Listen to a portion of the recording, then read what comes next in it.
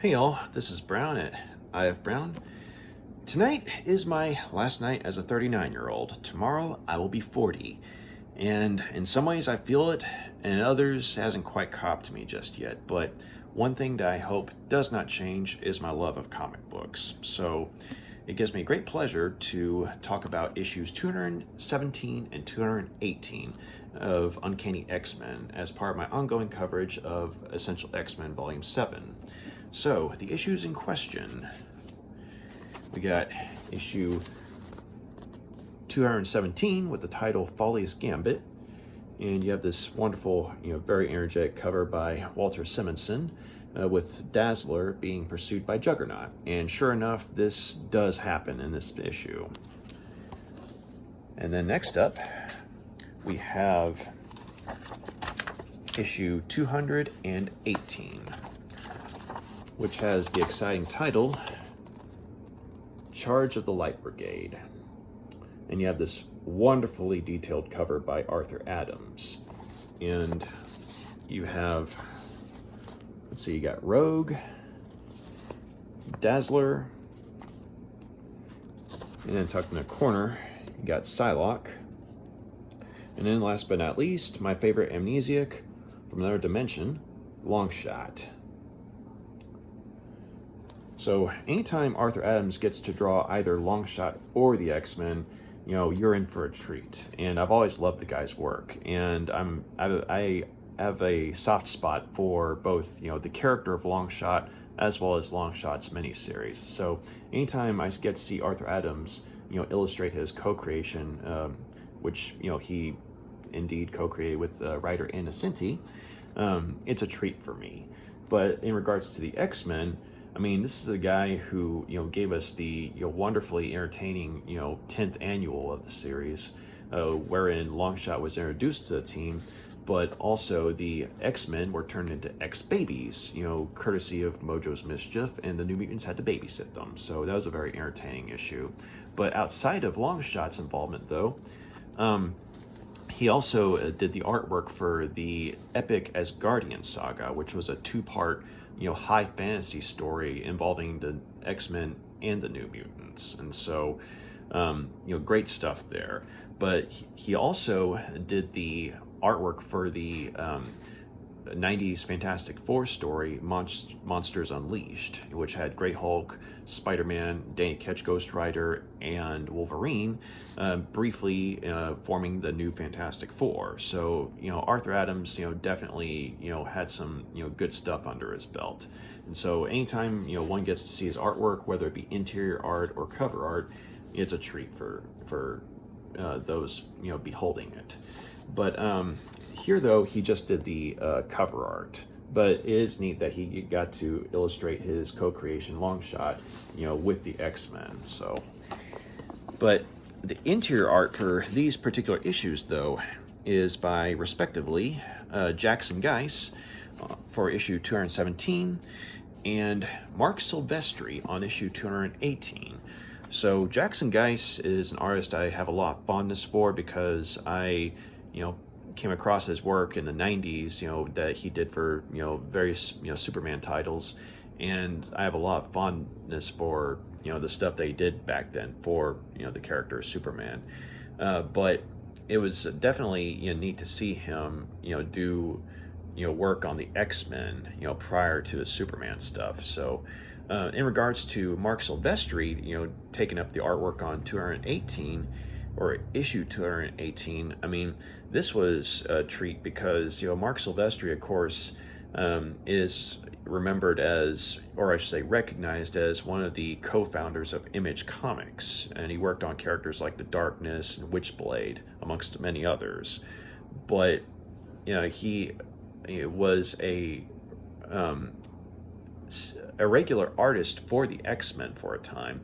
And issue 218 actually marked his debut on this series. Like, it wasn't his first work, for, comics or for Marvel in general, but it was his first work on the X-Men, though. And even in his, first crack at the team here, he does a wonderful job, and, you can tell that this guy was going places. And so, and as time has shown, Marc Silvestri did indeed improve his craft. So, definitely a treat to see. But Chris Claremont, of course, was the writer, for these issues, and he continues to turn in top-notch work, crafting a memorable story, as well as continuing to flesh out characters that we've gotten to know, as well as ones that are a bit newer. But I enjoyed these particular issues because, for one, they show what was going um, on Muir Isle in Scotland, with the characters of Rogue, Dazzler, Longshot, and Psylocke, while Storm and Wolverine were stateside. So I always like it when you get to see two different stories that are taking place around the same time. It's basically showing that, I mean, life and time, neither life nor time stop, just because the focus is on one particular, set of characters. I mean, life goes on. But also, these, four individuals are fascinating characters, by themselves, and there is a bit of an, individualist streak with, the four of them, but some of them more so than others. But at the same time, they're put in a situation where they're having to work together, to defeat the threat of Juggernaut, who is literally unstoppable. So you have kind of like the equivalent of a plucky group of misfits, taking on the X-Men, one of the X-Men's most dangerous foes. So a lot of good character development all around, and a lot of good action, but just a good story in general. So as I mentioned, this particular story takes place, or I should say, these issues that make up the story take place on Muir Isle in Scotland, and where Mara McTaggart has her medical/research facility, and that's where the surviving Morlocks are being treated. And unfortunately, there aren't that many of them because most of them were massacred by the Marauders in the Massacre storyline. And so these four X-Men were joined by the Morlocks leader, Callisto, because she wanted to be with the few Morlocks that were left, and try and make sure to help them pull through if she could.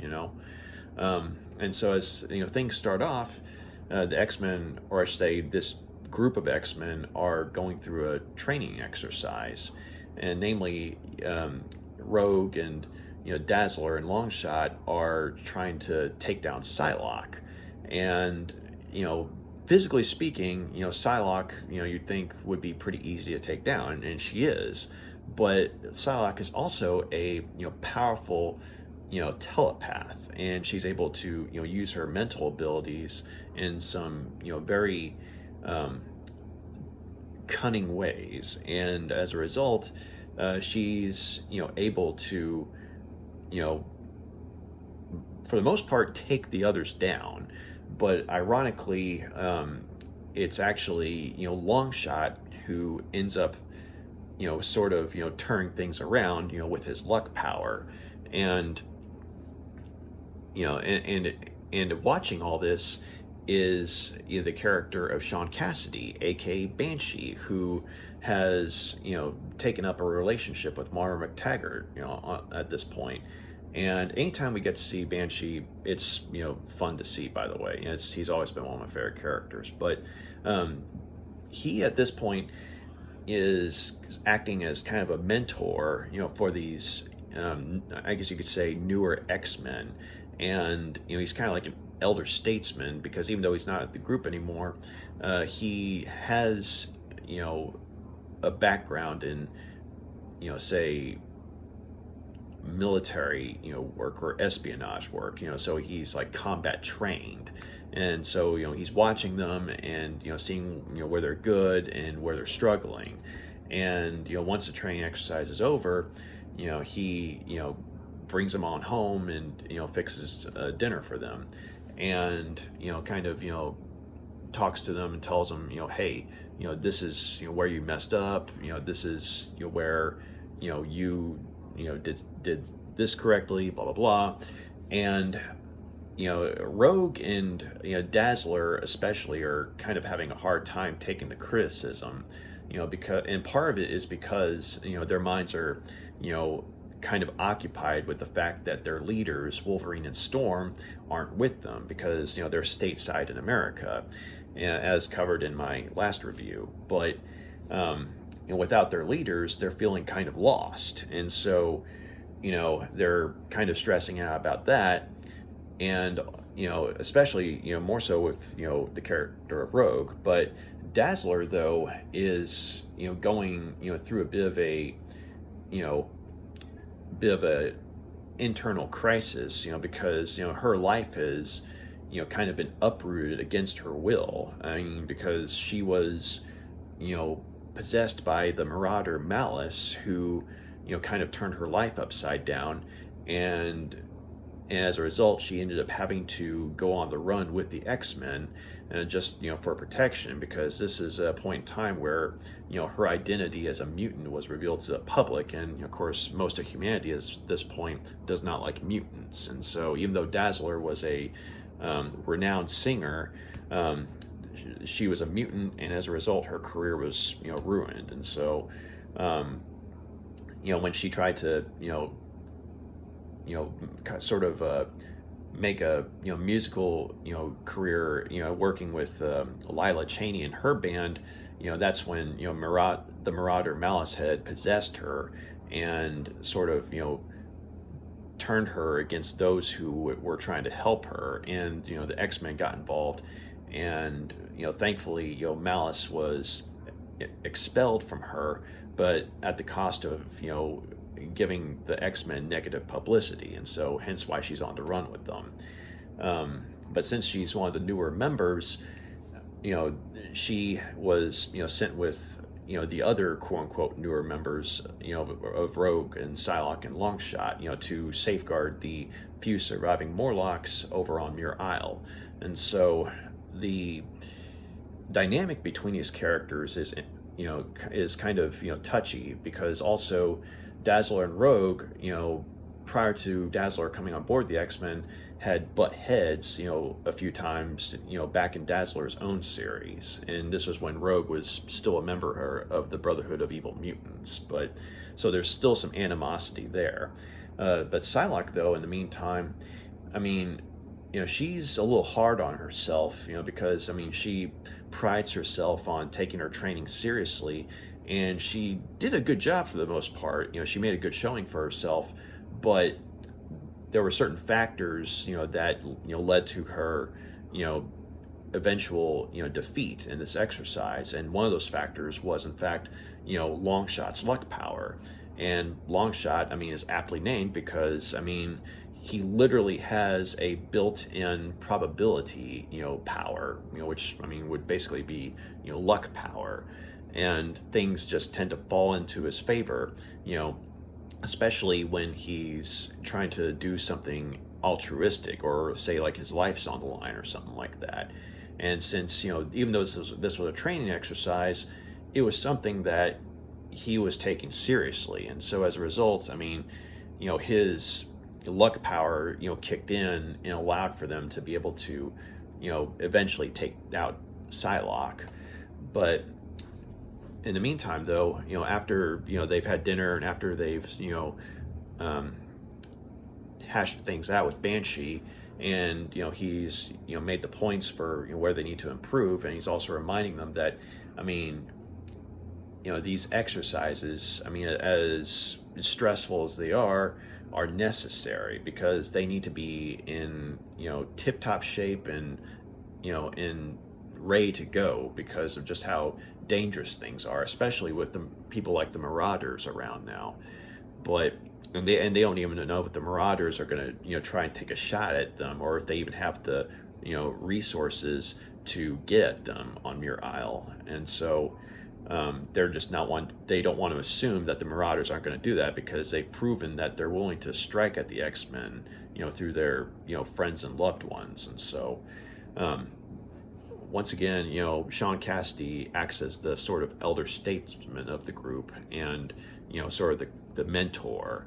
And of course, the other four, I mean, they definitely come to understand his points. Some a little more reluctant, so, but they do come to understand them.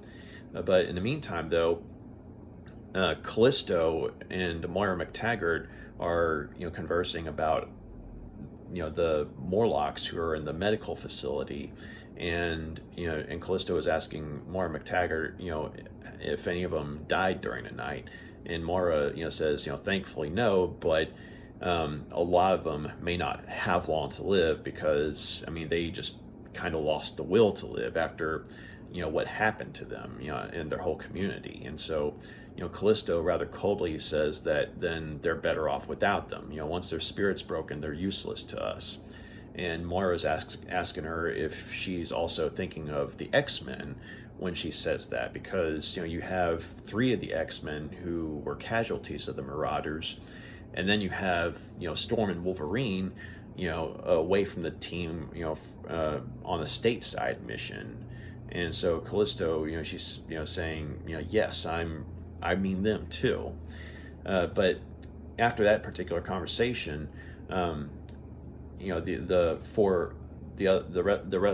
rest of the X-Men, the 4 there, are in the same room working out, and Dazzler and Callisto get in a bit of a scuffle, and Callisto's trying to harshly motivate Dazzler to kind of keep up with her in the exercises.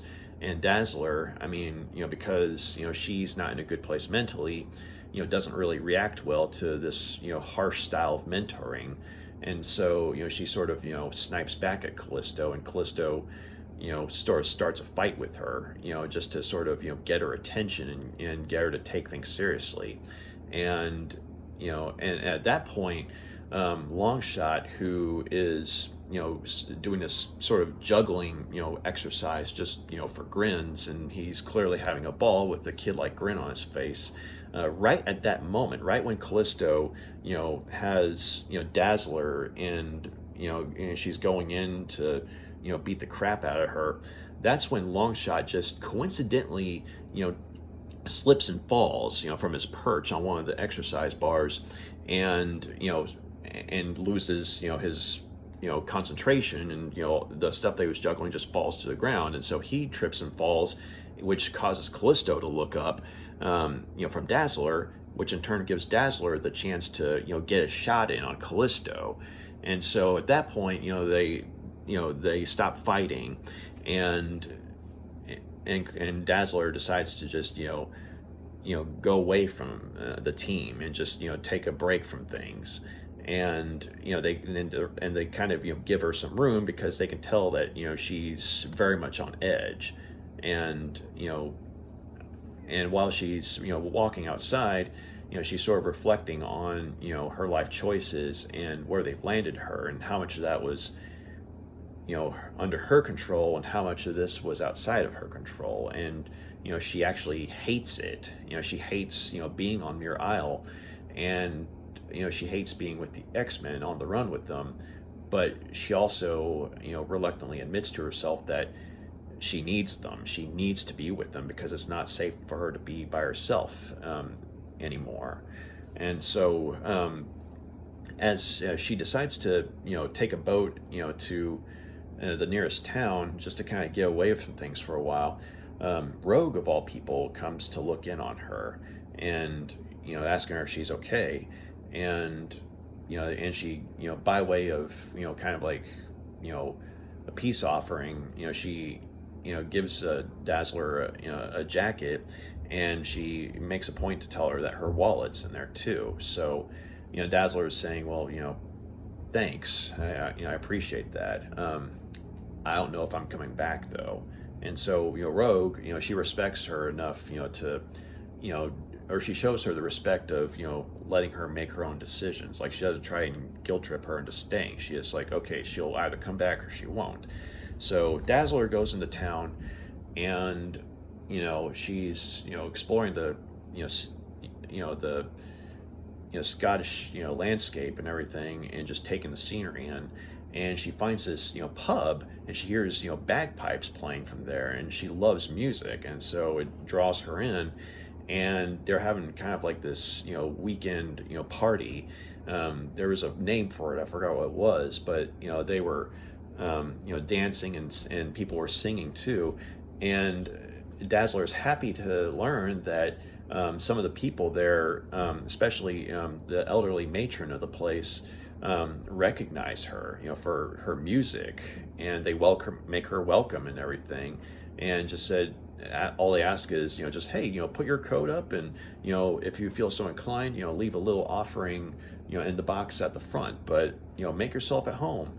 And so this definitely brightens Dazzler's mood, because I mean, of course, she's very seldom surprised to be recognized as Dazzler, the mutant and everything, but she's even happier, but she's happy to learn that people still recognize her as Alison Blair, the singer. And so, and while she's dancing and having fun and everything, they even welcome her to sing on stage a few times, and and she does so well that she really moves the crowd, and and it really puts her in a better spot, spiritually and mentally and everything. And she even makes friends with this one local guy, and the two of them dance together throughout the night, and they get really close, to where it's like a spark, a connection. So I mean,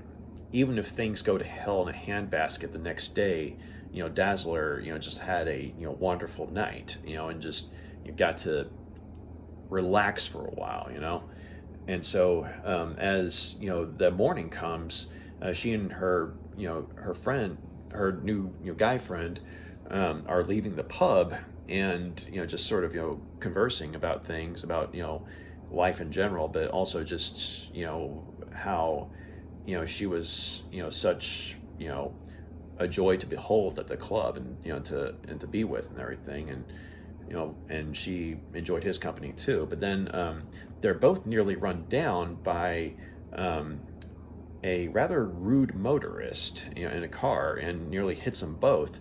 And Dazzler recognizes this guy. It's Kane Marco, aka Juggernaut. And now she's never fought Juggernaut before, but she recognized him from looking through the X-Men's data files and on their enemies and everything.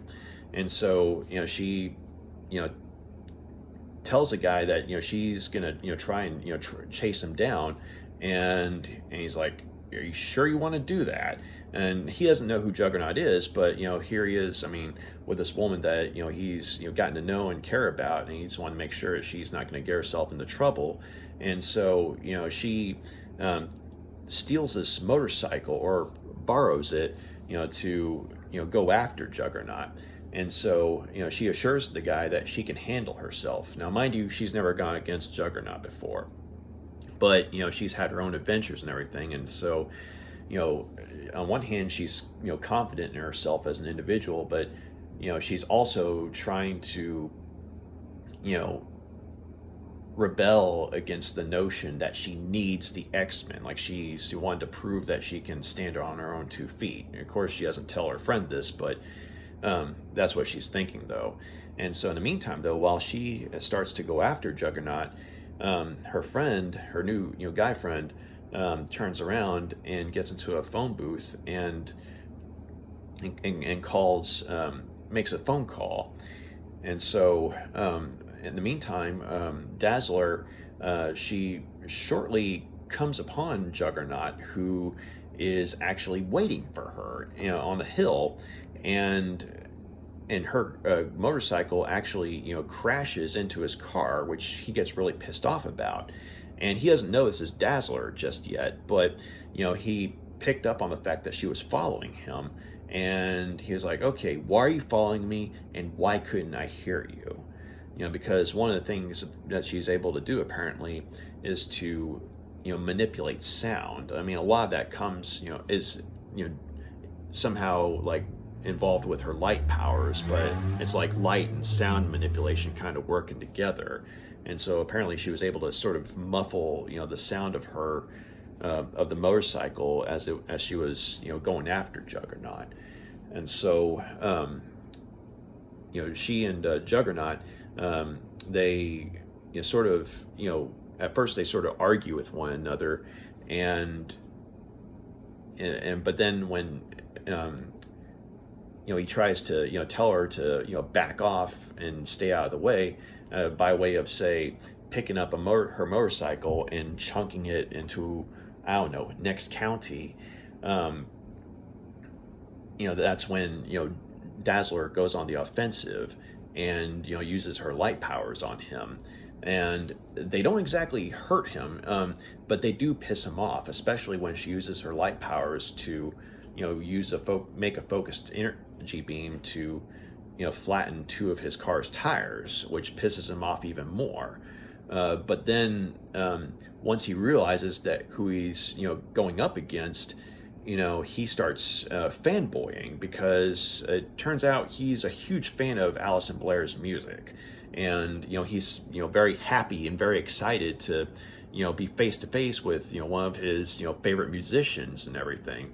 And so Dazzler's like, "You gotta be kidding me! Juggernaut's a fan?" But then she tries to sort of use that to get the drop on Juggernaut. At one point, she briefly is able to hypnotize him with her light manipulation, but that doesn't last very long. In fact, it only lasts a few seconds, and Juggernaut's like, "No one hypnotizes me, lady, no one." And he just uses this sort of thunderclap to knock her for a loop. And at that point, he goes up to her and picks her up and says, he tries to warn her, and he tries to say, "Hey, look, you're a good singer, stick with that, don't try and tangle with me, I don't want to hurt you, okay, you leave me alone, I'll leave you alone." But then of course she's like, "Oh well," her line of thinking is, "Well, the fact that you're here in Scotland means that you're up to no good. I mean," and so she's trying to figure out what he's doing and stop him from whatever he's gonna do. But then Juggernaut keeps trying to tell her, he's like, "Look, you literally can't stop me." And anytime Dazzler just amps up her power on him, he just like walks right through it. I mean, at one point she tries to cause an avalanche by bringing down all these rocks on him, and he just sort of walks right through it. And she uses some high powered concentrated beams to hit him as well. And while some of these light beams temporarily blind him, it only lasts a few seconds. And so by the time Juggernaut catches up to her, because she's sort of on the run from him, because one of her light beams should have been enough to put him out for an hour maybe, but he just sort of shook his head and continued going after her.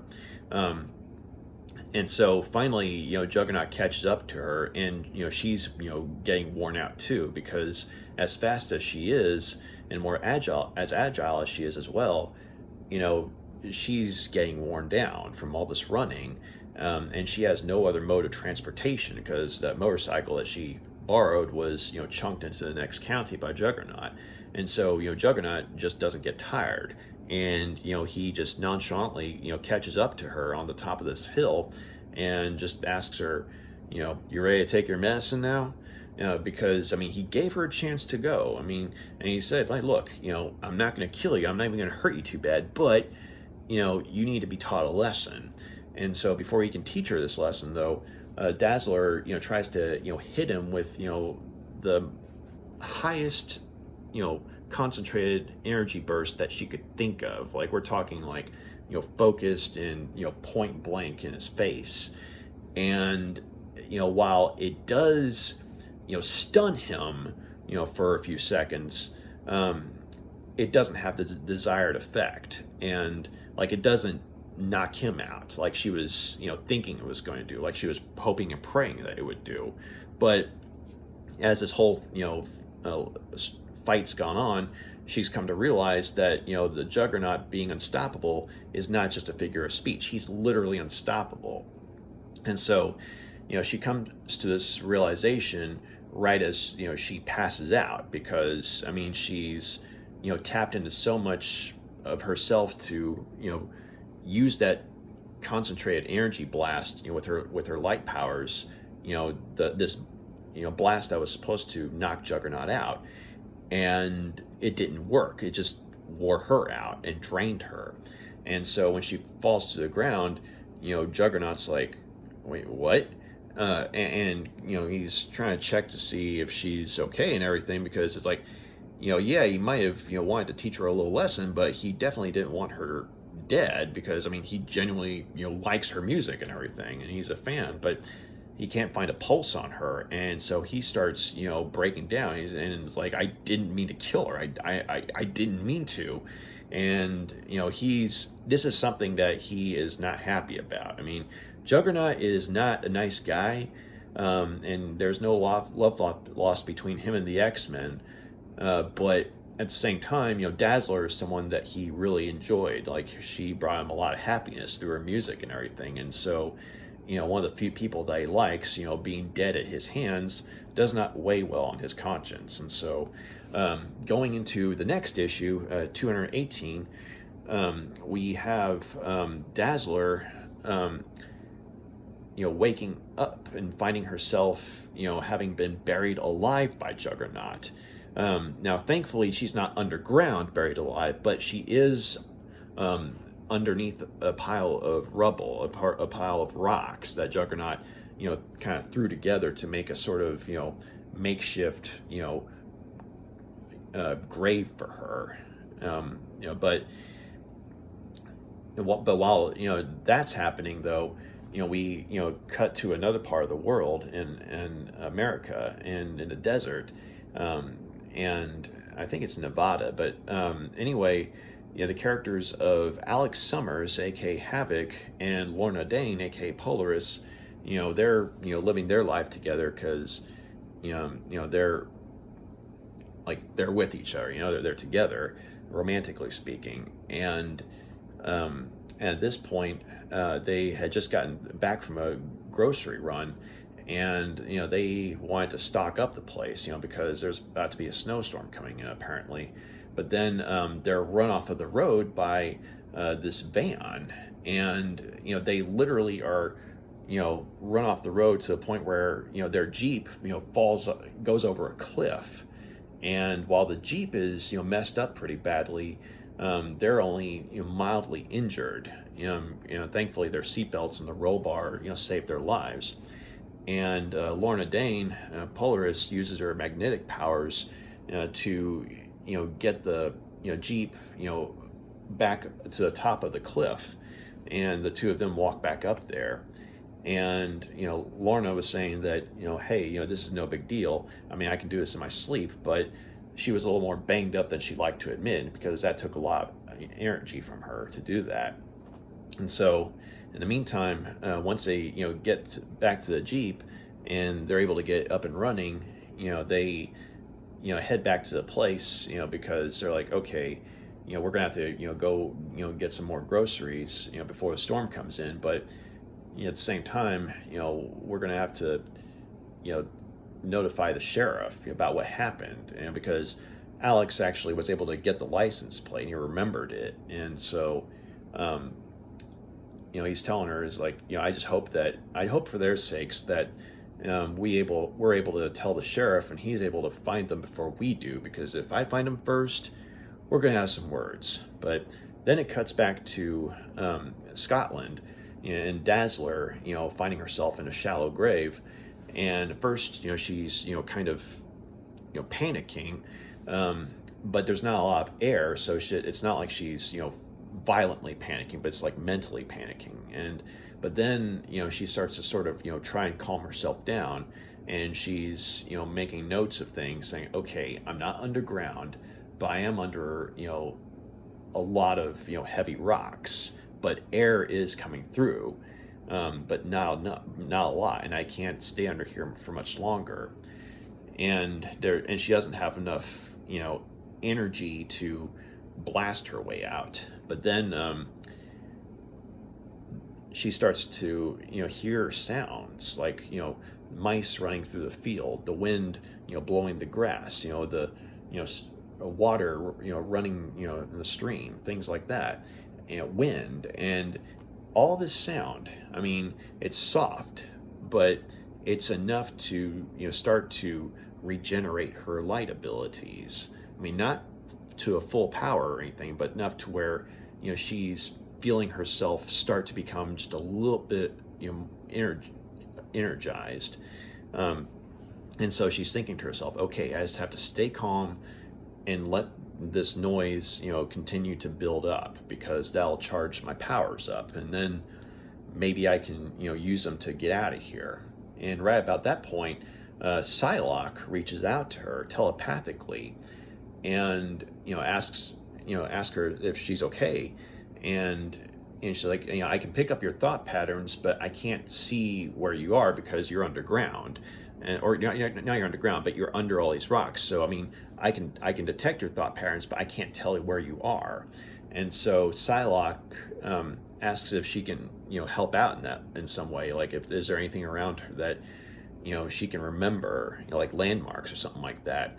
But Dazzler does her one better, and she uses the light power that has gradually started to accumulate to send a blast through the rocks. I mean, but it wasn't enough to say destroy the rocks, but enough to cut through some of them to a point where it's like a signal flare almost. But that was the best she could do under the circumstances. And before she passes out, she's thinking to Psylocke, I hope that a little flare was enough to get your attention. I hope y'all are watching, because that's all I got in me. And then she passes out. And so when she comes to, she's thankfully out of this shallow grave of rocks, and and Psylocke and Longshot and Rogue are checking on her, making sure she's okay. And Dazzler's asking, like, well, how'd y'all find me? And how'd y'all know to look for me? And because I didn't tell y'all where I was going. And don't get me wrong, she is glad to see him and everything, but she's like, how am I still alive? And so they explained to her that her friend, when he had made his phone call, he had actually called Moira McTaggart and let her know, because most of the people in the area, they know that Moira McTaggart works with mutants, and when Dazzler or Allison Blair is in the area, he kind of put two and two together, or at least made a reasonable assumption. And so as a result, by telling Moira McTaggart, she was able to tell the X-Men, so they were able to start looking for her. And so now there we are.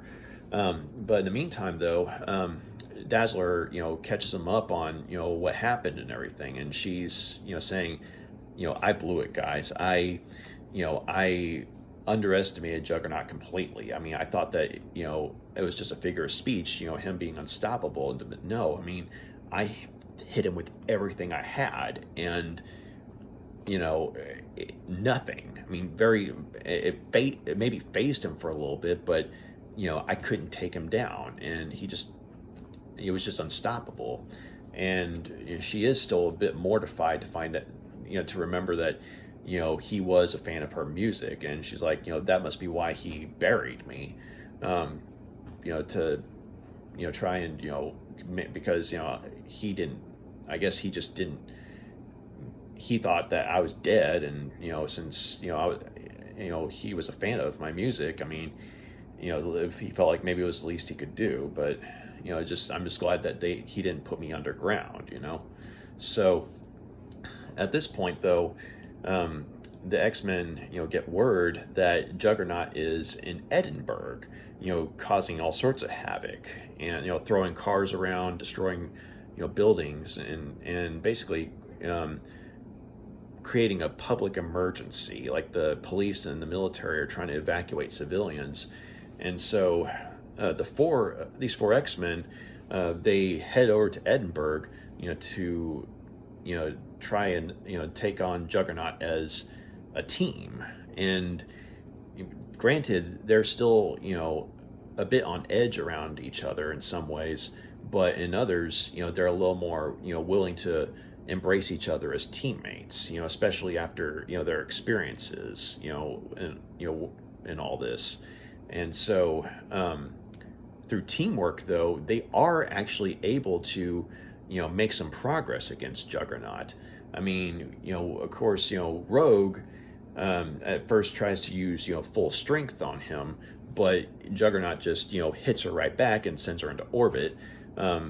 Even though he admits that Rogue's pretty strong, but not enough to take him out. And then Psylocke, she tries to hit him with a truck, but much like Dazzler, she kind of underestimated Juggernaut, thinking that it was just a figure of speech, him being unstoppable. But she finds out the hard way, no, he's not. But as he's reaching in a truck to get her, she hits him with a telepathic blast, which stuns him for a little bit, and he even admits that it hurts. But at that point, he's like, okay, you hurt me, I'm gonna hurt you. And so and of course with Longshot, things get a little more interesting, because with his luck power, you would think that him by himself against Juggernaut, he wouldn't be able to do much. But on the surface, it doesn't look like he is, because he is able to outmaneuver Juggernaut and stay out of his grasp, but because he's a lot more agile, he's flipping around and stuff. But he's also chunking his knives at Juggernaut's helmet, and most of them are bouncing off, but some of them are actually lodging in the spaces where his helmet and his armor meet.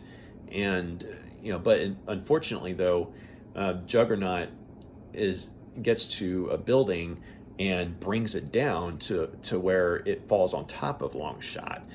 And this is something that shakes the other X-Men up, because they're thinking that he's dead. But thankfully, when he fell in a spot to where he was protected from the worst of it, and so there was like a barrier in between him and the building falling down on him, and thankfully it held just long enough to keep him protected, so he'd get him out of there, and take another shot at Juggernaut. And Rogue actually takes some of his power by kissing him. But of course she absorbs some of his memories and everything too, so she doesn't want to take too much of his power. But also she can't, because Juggernaut's powers are magical, and if she tries to do that for too long, it's gonna actually backfire on her, because his energy, his power just keeps on growing. But it weakens him enough to where she's able to use this opportunity to rip Juggernaut's helmet off. And it turns out, that those blades being lodged in those spaces between Juggernaut's helmet and his armor, weakened his helmet enough to where she was able to just wrench it off. And so this gives them a fighting chance against him. And so the good news is, Psylocke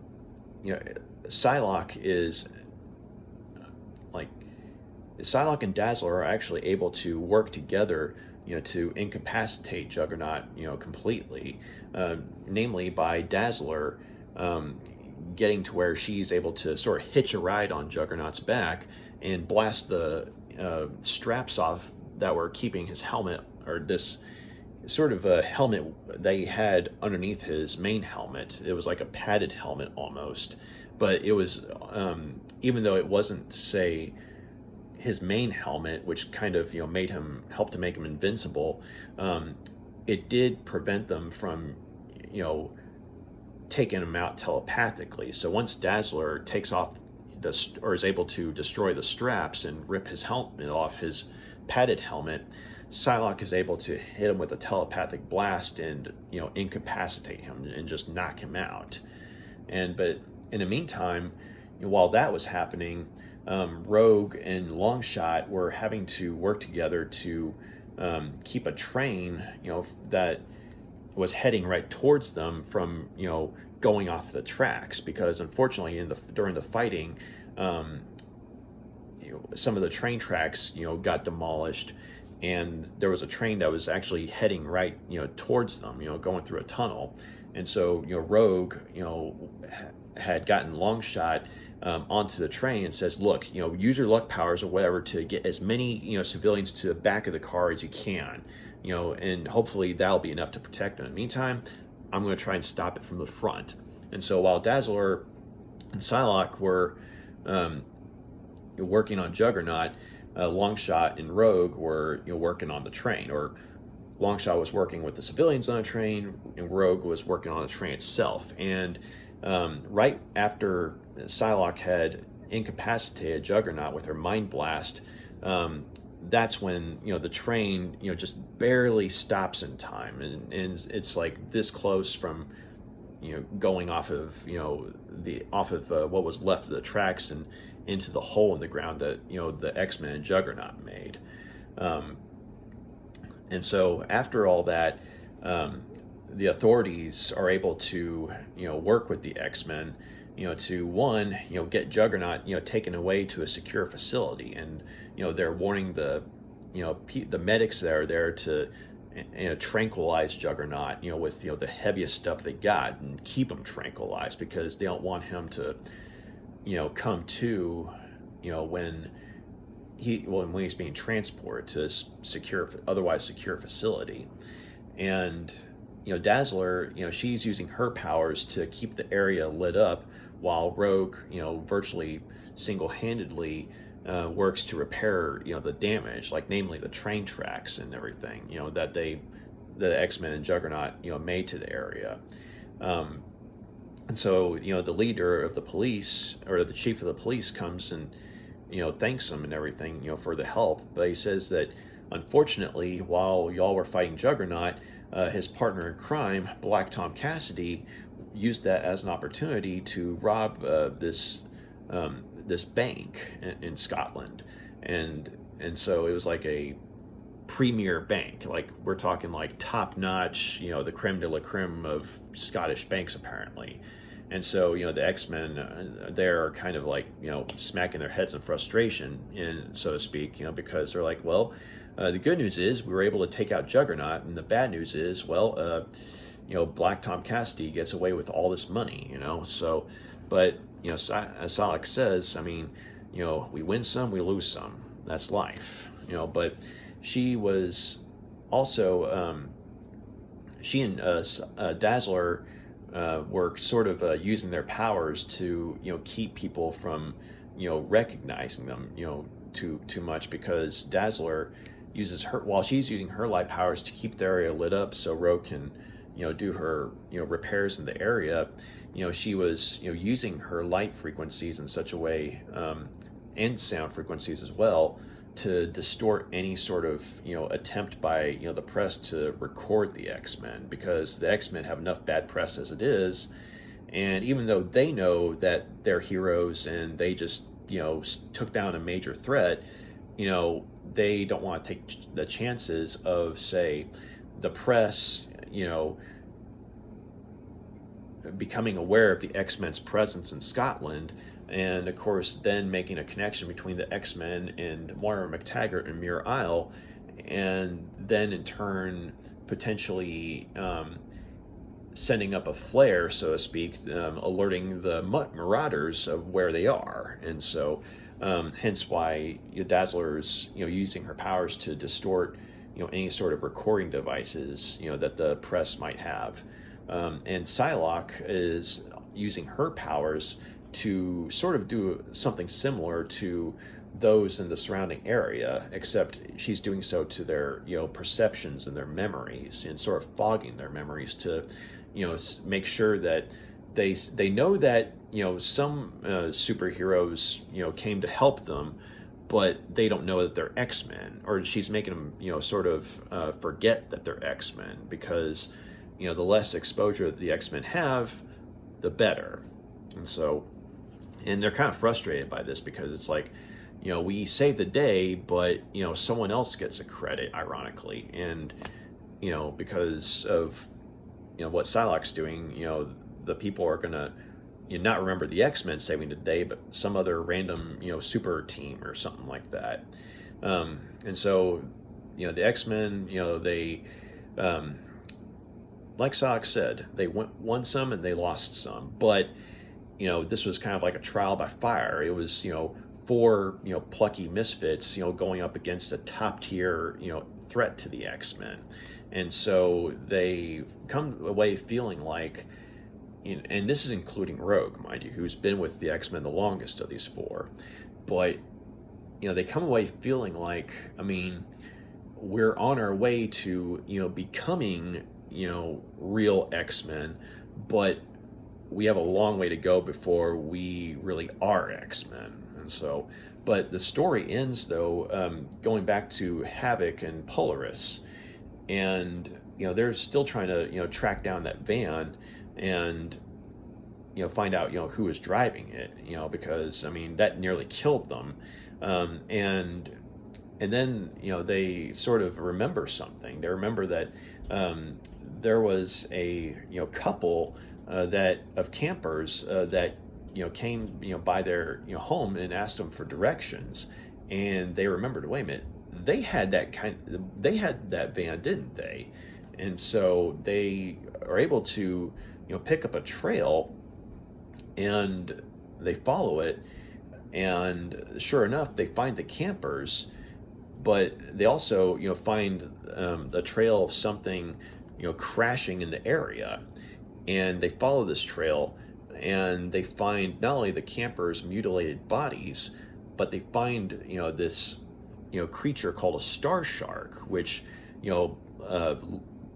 Polaris or Lorna Dane doesn't recognize, but Havok does, because he's familiarized himself with the X-Men's enemies by looking at their databases and everything. So even though he tries to avoid getting involved with the X-Men these days, he still tries to keep somewhat in the loop on certain information. And so at the very least, even though he himself has never gone up against the Brood, he recognizes something that involves the Brood. And so he's telling Lorna, hey, if this was carrying an embryonic queen, then humanity is in a lot of trouble. We've got to warn the others. I said we have to warn the X-Men. It's like, I didn't, I know we're trying to stay out of X-Men related affairs, but we've got to warn them on this. And so that's how that particular storyline comes to an end right there. So all in all, though, I thought that this was a good set of stories, or these two stories made for a good tale. And I liked how Chris Claremont continues to do a good job of developing the characters. And I like how at first some of them are kind of bickering with each other because they have some resentment, perhaps. You have Dazzler and Rogue having some animosity towards each other initially. And even Callisto, even though she doesn't have a huge part in the story, she's trying to help Dazzler in her own harsh way too. But I liked seeing how at the end of the story, Dazzler and Rogue, they finally start to become friends because both Rogue and Dazzler have made some mistakes in their lives and have had to come to terms with things, and this is Dazzler's turn. And so when she's basically admitting things to herself and admitting that she needs the X-Men, that's when she actually starts working with them. It just takes her a bit to get to that point, and I thought that was pretty well written. And the way that the characters reciprocated that when she got to that point, they're like, hey, it's okay, you're with us now, you're one of us now. It's not always going to be fun, but we have your back. And I did like the sort of beginnings of attraction between, Dazzler and Longshot, because I know that, like, Dazzler, I mean, she had like a nice evening with, this, guy that she met at the pub, but there is definitely a bit of an attraction between Dazzler and Longshot. And there are definitely moments where Longshot's luck power seems to kick in specifically to help her out. Case in point, when she and Callisto were fighting each other, and Longshot just coincidentally tripped and fell and distracted Callisto just long enough for Dazzler to, strike back. But yeah, and also it was kind of cute seeing Rogue take a shine to Longshot as well. And so that's, I thought that was something that was kind of cute to see, because like they both sort of had a crush on him. But and he's just, I mean, him being from another dimension, he's sort of naive on certain things, but at the same time he's really coming to care about this newfound family that he's got. And I liked some of the moments they had, like when Banshee or Sean Cassidy was making a breakfast or dinner for him, whatever meal it was. He's looking at the food and he's like, ooh, dead animal parts and dead eggs, delicious. And Rogue's like, come on, Longshot, and because I mean, that's just how he sees stuff. I mean, from just based on his perspective and the fact that he's from another dimension, and even though Sean Cassidy had a very brief part in the story, it was a very welcome presence, because I've always liked his character. Like when he was with the X-Men, back in like Volume 1, I mean, he really had that elder statesman vibe, because much like, say, the character of Wolverine, he had a bit of a military background, and so I mean, he was kind of like, he had a soldier skill set, and so he basically knew how to lead, and he knew how to fight as well. And so, and I liked seeing him, how he's kind of settled down with Mara McTaggart at this point.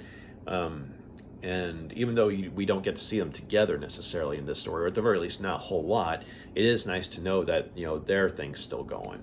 But it was, I liked seeing him, kind of stepping in to lead the team in the training exercise, especially since Storm and Wolverine were away stateside.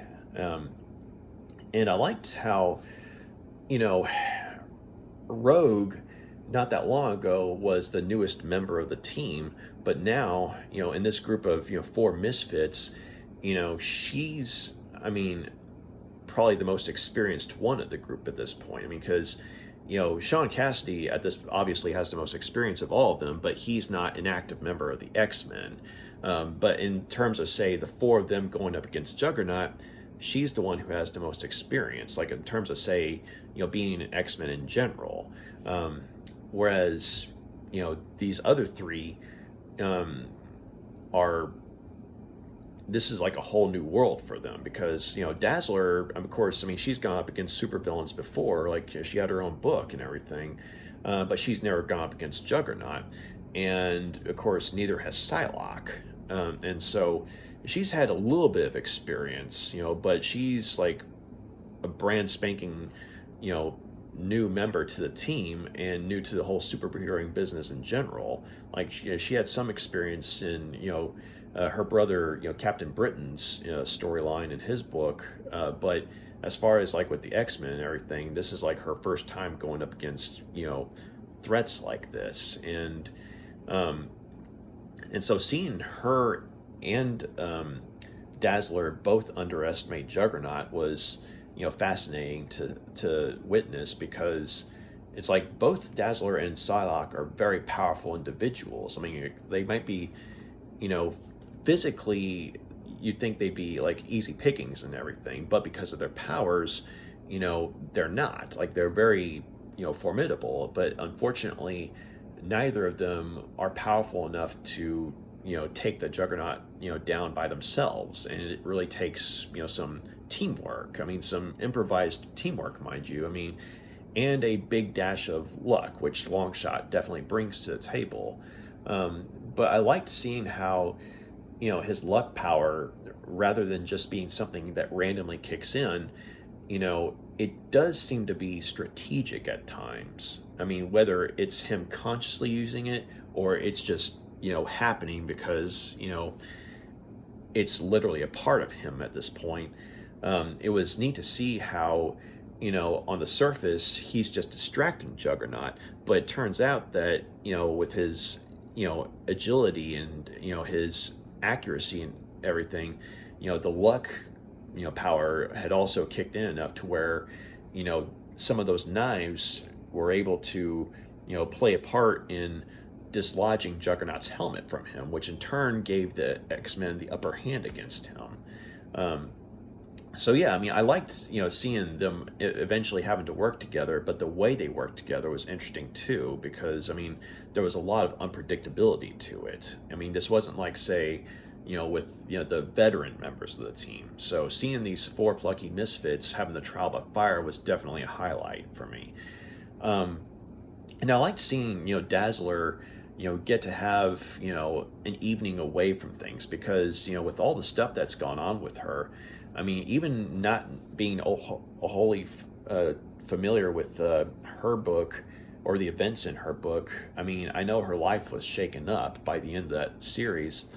And so her being taken over by Malice and, being used as a pawn against the X-Men and then having to go on and run with the same X-Men, having her life uprooted like that, I mean, it definitely was not easy on her. And so, her sort of standoffishness, with the X-Men, her reluctance to rely on them, it does make sense from a character standpoint because she prided herself on being an individual, and here she is, having to rely on them for safety. And so her, storming off, I mean, it's understandable and everything, but she definitely needed to decompress, and she wasn't going to be able to decompress, on Muir Isle. And so, her getting to, have an evening away from the X-Men and actually just, sort of play at being a normal person for a while and having a nice time, it was really refreshing to see. And it's a break that she needed too. Of course, I mean, you'd think, I mean, in universe, it would have been even better if she never come across Juggernaut, but if that hadn't happened, we wouldn't have gotten this good story. So, but nonetheless, I mean, it was definitely some good character development for Dazzler. And Psylocke, seeing her and Rogue, sort of, have leadership moments was pretty cool to see. Because, Psylocke's actually the one who leads the rescue effort to, find Dazzler. And so, such authority coming from such a young person, was kind of surprising to see. But I mean, what we've seen of her so far, I mean, shows that she's definitely a very capable individual. So, so Rogue, I mean, even though she's not stepping up to be a leader, the fact that she has the most experience of the four of them, the fact that she's able to, be strategic in terms of, say, how she, uses her abilities and everything, like whether it be trying to, slow Juggernaut down or, slow a train down or, just being able to, repair some of the damage that they caused in the battle. I mean, we definitely buy the fact that she's, an experienced veteran. Even if she's not like a full-on leader of the team, she's definitely the most experienced member of them at this point, of the four of them. And I also liked seeing how, some of the people in Scotland, I mean, actually, look on the X-Men, with some respect, and some fondness even, like especially in the case of Alice and Blair, Dazzler, because some of the people, they recognized her for her music, not her light powers. They saw her as a musician, and she loved that. And, seeing, some of the authorities and everything, I mean, yeah, some of them are complaining about, the X-Men being just as dangerous as Juggernaut, but some of them were also saying, hey, these guys, put their lives on the line and, and saved countless, civilians. And so, I mean, yeah, there's a lot of property damage, but very few people were actually injured, and there were no fatalities, miraculously. And so it definitely, helped the authorities in Scotland to, see that the X-Men, weren't the enemy. But then again, with Psylocke and Dazzler kind of working together to, blur people's perceptions of them, just how many of them are going to be able to remember that the X-Men save the day is up for debate. But also the bit with Havok and Polaris, it's nice to see that they're still together and everything, but at the same time, there is an ominous feeling in regards to their characters because, we don't know exactly what's going on just yet. We don't know why the couple in the van run them off the road. We don't know if it was on purpose or, if it was like they were just out of control or not in control of themselves or something, because it's like once you saw that bit with the star shark that's crashed into the earth, and then you have the brood involved, it's very possible that these people came across the brood and basically became hosts for the brood, and maybe they were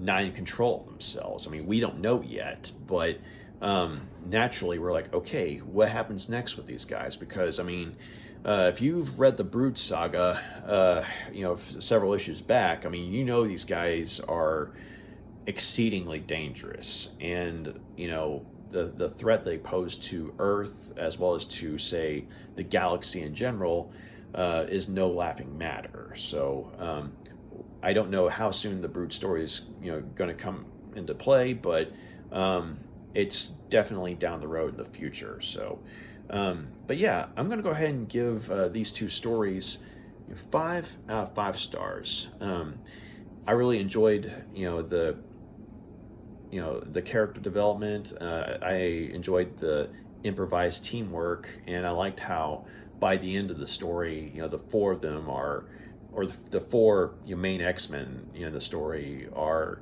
vibing not as just as team members, but as genuine friends as well. So I'll go ahead and show you all some of the artwork real quick.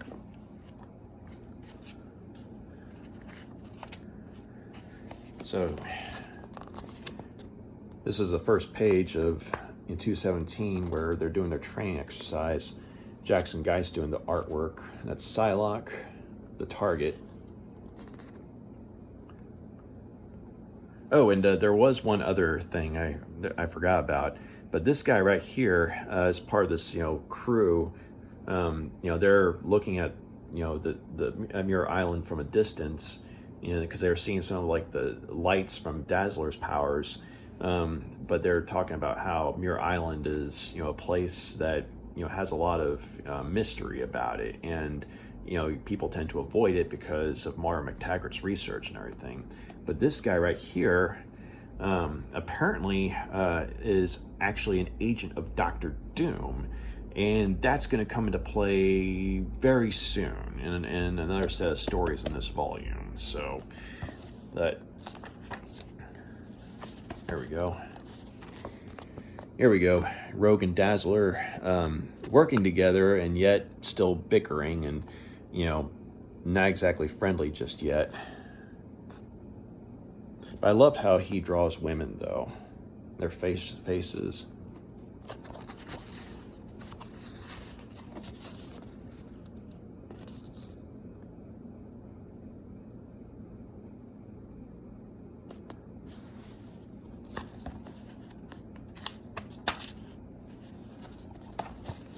Here we go.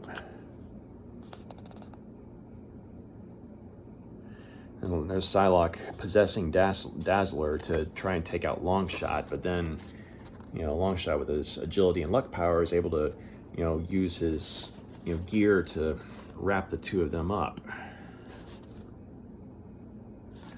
And there's Banshee. Welcome back to the party, pal. Always good to see him.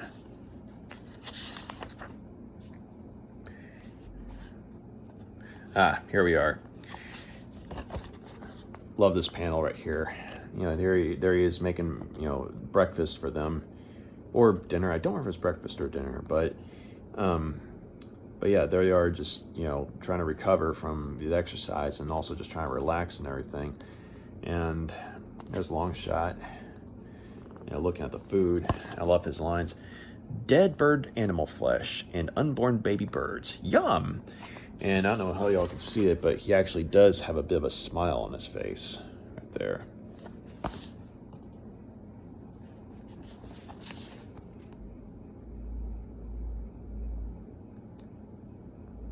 Some of this artwork right here, you know, it reminds me of, you know, there were these comic books that they had back in the day of, like, they were like black and white comic book adaptations of classic stories like Black Beauty, Bram Stoker's Dracula, Romeo and Juliet, and things like that. And some of this artwork, you know, reminds me of the detail in some of those stories. But, and here we are in the infirmary, and here's Moira and Callisto talking with one another.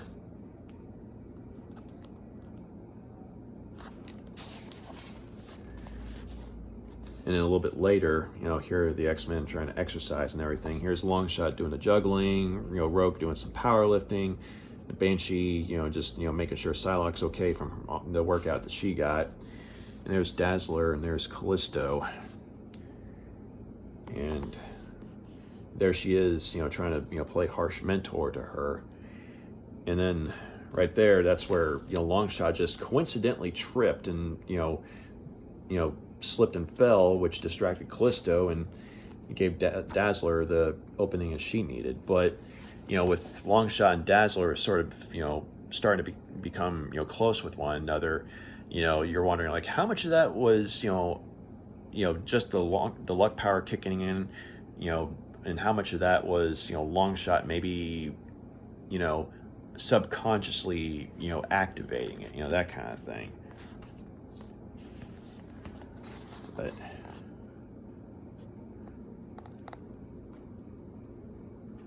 so that's Dazzler, you know, walking off and getting ready to take the boat into town, and Rogue coming to check on her. Here we go. Finally, you know, Dazzler, you know, is getting some peace and happiness for a little while. But yeah, this party in this pub, it's called a Kaylie. It's K-A-Y-L-I-E. And apparently that's you know, common, you know, custom in, you know, pubs in Scotland. You know, it's like, you know, people dance and sing and drink, and yeah, sounds like a fun time. You know, and seeing some of this stuff, I don't know how many of y'all are familiar with the band Ultravox, but they had this beautiful song. It was a heartbreaking song too, called Lament. And it was filmed in Scotland, and I believe it was filmed in Scotland, but they have something like this. In fact, it may be a Kaylie too. But some of this imagery, though, it's like, you know, you look at the imagery, and this is where the matron of the place is, you know, welcoming her and recognizes, you know, Alison Blair for her music and everything. But then, you know, you see her just, you know, dancing and having fun, and then, you know, singing to the crowd, and then, you know, warmly dancing with, you know, her new friend, and the two of them getting really close. But seeing some of this stuff and seeing the fact that I was in Scotland, you know, it made me think of the song Lament, but it also made me think of it really made me think of the music video. That's the main thing, because it was in Scotland, and, you know, part of it, you know, involves a Kaylie, you know, and you see people dancing in slow motion and, you know, being happy and everything. And it just really brought some, you know, good memories back. And so I never thought I'd associate X-Men with Ultravox, you know, but then, of course, you know, come the morning, sadly, you know, we come back to reality with, you know, Juggernaut, you know, charging in and, you know, starting to, you know, cause trouble.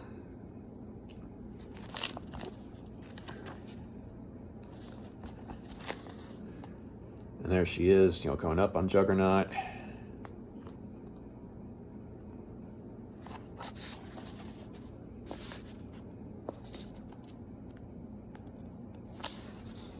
But yeah, this is where at first he's, you know, pissed off at Dazzler, and then he's fanboying over her, you know, because of their music, and he's like, you know, he's a fan and everything. And she flattens his tires. Tries to hypnotize him.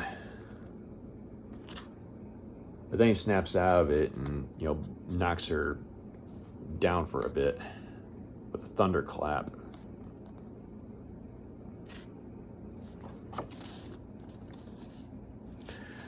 And like I said earlier, you know, even starting an avalanche on him doesn't work.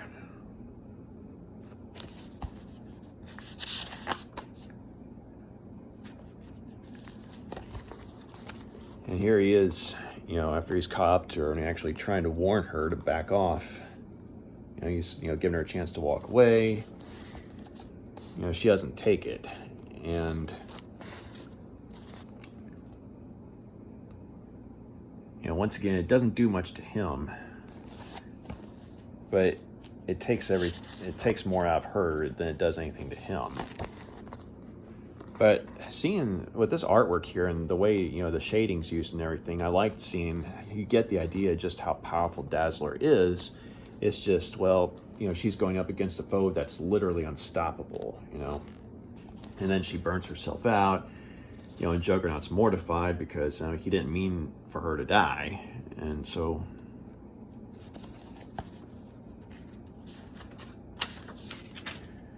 Okay, so here with 218... Here's, you know, Lorna Dane and Alex Summers, you know, Polaris and Havok being run off the road. And this is, you know, the first issue where Marc Silvestri does the artwork.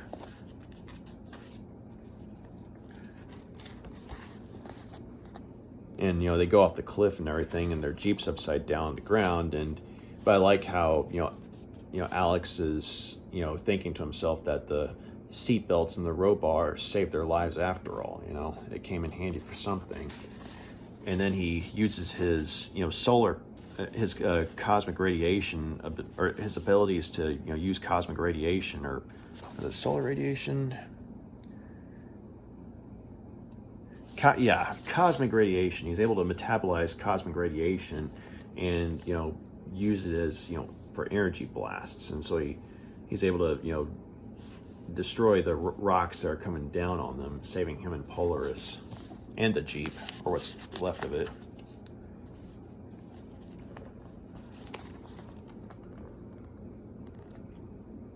So, and there's Polaris using her magnetism to get the Jeep back up to the surface. And so they're able to actually get it up and running.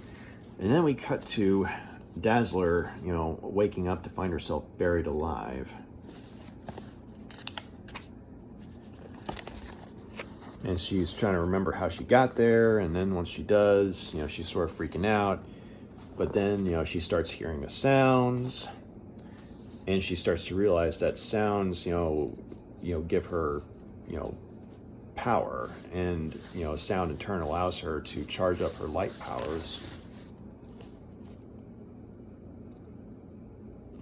So you got the mice running through the field, got the grass being blown, and she's calming down, you know, realizing that it'll take some time, but, you know, all these quiet sounds will eventually add up.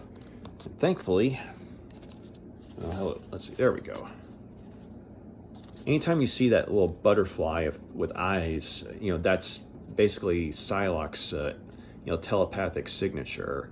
That's when you know that she's around in the area. And so she was able to, you know, find her, you know, even though she doesn't know exactly where she is, you know, because she doesn't have access to Cerebro or anything like that, because at this point Cerebro is destroyed, you know. And there's Dazzler sending out, you know, the, you know, bit of energy that she had as sort of like a signal flare, and then she passes out.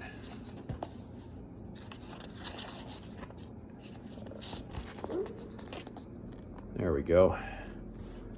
You know, she's come to, you know, the X-Men found her, and they're all happy to see her.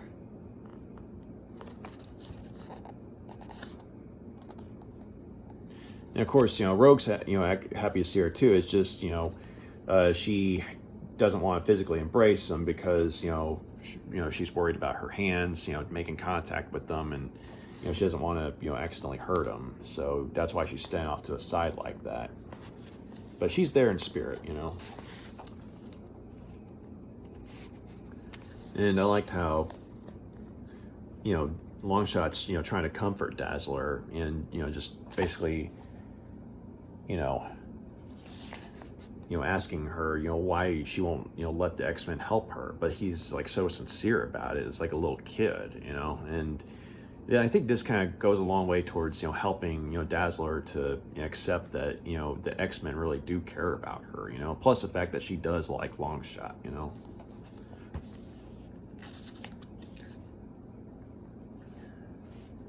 So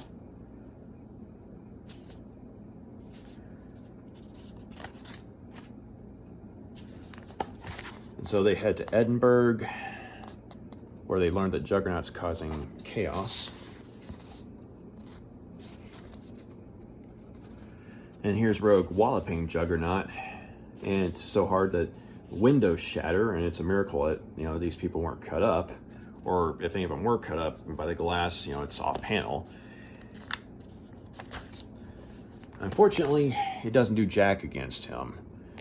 So even though he felt it, it doesn't even budge him. He just knocks her into orbit. There's Psylocke trying to take a shot at running him over, or at least hitting him with a truck. Finding out the hard way it doesn't work, and using her power to hit him with a mind blast, and just pissing him off, which is when Longshot comes in. And most of the blades you'll see hit his helmet and just bounce off, but a couple of them lodge in the gaps between his helmet and his armor, which are very thin gaps. And so that's where that either Longshot is insanely accurate with his throwing knives, or just his agility in general,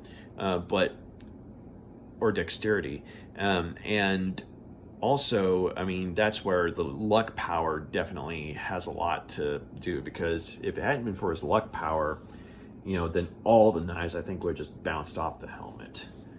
And I like how chill he is right there, just sort of tossing a knife up in the air as Juggernaut's, coming closer to him.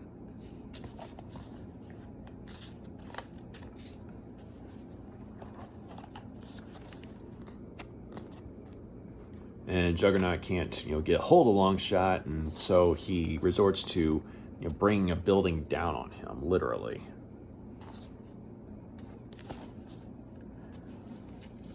And of course, the ladies are kind of freaked out, understandably thinking that Longshot's been crushed, but thankfully, as luck would have it, there's enough, of a structure that protected him and kept everything from, crushing him, so they're able to pull him out okay. There we go. And so they go up against him, again, second take, right? If you see right here, you see how some of the knives are visibly sticking out of, those gaps. And then Rogue, this is where she, kisses Juggernaut and, takes some of his power, which gives her enough strength to, not only lift him up in the air, but also to rip off his helmet.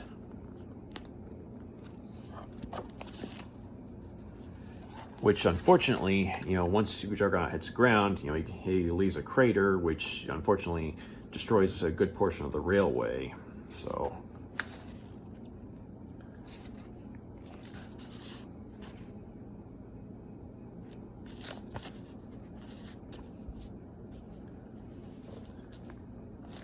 this is where Rogue is taking Longshot to the train and telling him to, use his luck powers or whatever to try and get as many passengers to the back of the car as he can, while she tries to stop the train herself.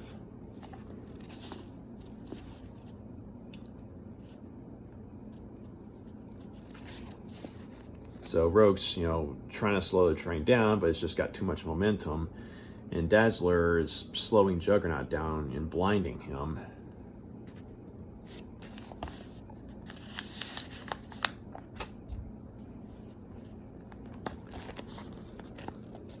And then she's able to get on top, jump on his back, and blast the straps from his padded helmet, which in turn allows for Psylocke to zap him and knock him down for the count. And then the train stops just in time, too.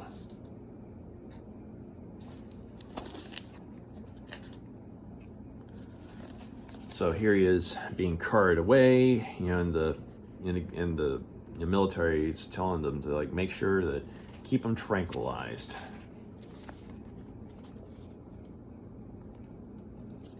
And then they are, sort of celebrating, the fact that they actually took down the Juggernaut, but then sort of, kicking themselves for, not realizing that there was a part of a plan by Black Tom Cassidy to rob the Scotland Bank.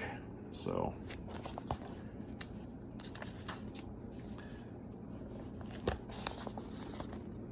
And so here's where the story ends, where back in the desert, where, Havok and Polaris, they track down the people that ran them down, and then find out, you got the mutilated bodies right there, and then you got the Star Shark. That's when they realized that the Brood's in town. So, but yeah, that was X-Men numbers 217 and 218. Both very good issues, and it made for a good solid story. So I'm gonna go ahead and give it 5 out of 5 stars. So thank you very much for taking the time to check out my review, and if you made it this far, I really appreciate it. And if you got any questions, comments, please drop a line, let me know. And if you like what you see here, feel free to like and subscribe. So y'all take care, have a great night, bye. Next time I'll be talking to y'all, I'll be 40 years old.